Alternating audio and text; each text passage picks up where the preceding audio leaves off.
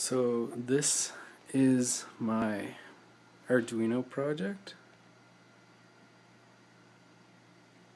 It has a combination lock, these 4 potentiometers. It shows the code right there. The door's locked right now. So if I turn the door handle, the door will not open.